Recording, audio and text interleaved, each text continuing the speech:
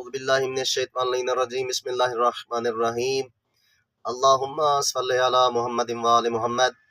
دوستان گرامی، آپ کی خدمت میں ماہ رجب کے اعمال عرض کر رہے ہیں۔ آپ جانتے ہیں کہ خالق کائنات نے ماہ رجب کی بہت بڑی عظمت بنائی ہے، اور خصوصاً یہ 3 مہینے ماہ رجب، شعبان اور رمضان کا مہینہ، یہ خدا کی رحمتوں والے مہینے ہیں۔ یقیناً آپ اس میں خدا کو راضی کریں، اس مہینے میں آل محمد کی ذات کو راضی کریں، خالق کائنات کے جتنا ہو سکے قریب ہوں۔ تو شب و دن کے اعمال آپ کی خدمت میں عرض کریں۔ آج آپ کی خدمت میں 11 ماہ رجب کی شب کے اعمال عرض کر رہے ہیں۔ 12 رکعت نماز پڑھنی ہے، جو کہ 2 کر کے پڑھنی ہے، جس کی ہر رکعت میں، پہلی رکعت میں بھی اور دوسری رکعت میں بھی، الحمد کے بعد آپ نے کیا کرنا ہے؟ 12 مرتبہ آیت الکرسی کی تلاوت کرنی ہے۔ یعنی پہلی رکعت میں بھی الحمد کے بعد 12 مرتبہ آیت الکرسی کی تلاوت کرنی ہے، دوسری رکعت میں بھی الحمد کے بعد 12 مرتبہ آیت الکرسی کی تلاوت کرنی ہے۔ تو اس کا ثواب بہت زیادہ ہے۔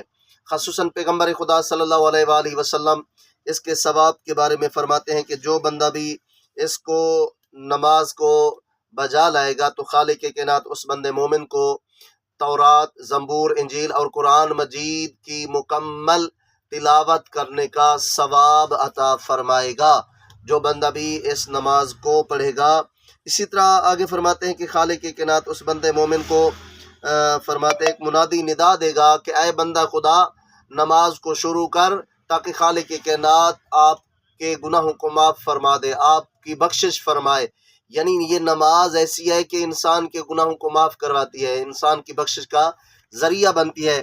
اسی طرح فرماتے ہیں کہ جو بندہ مومن 11 ماہ رجب کے روزے رکھے گا، تو خالق کائنات اس بندے مومن کو بھی عظیم ثواب عطا فرماتا ہے۔ فرماتے ہیں اللہ تعالیٰ ایسے بندے قیامت والے دن ایسے بندے کو نہیں لائے گا جو اس سے افضل ہوگا، ہاں وہ بندہ آئے گا جو اس کی مقدار، مساوی مقدار کے برابر روزے رکھے گا، یا اس سے زیادہ روزے رکھے گا، وہ بندہ اس کے ساتھ مشہور ہوگا، اور یا جو ہے نا اس کے برابر اس کی فضیلت ہوگی۔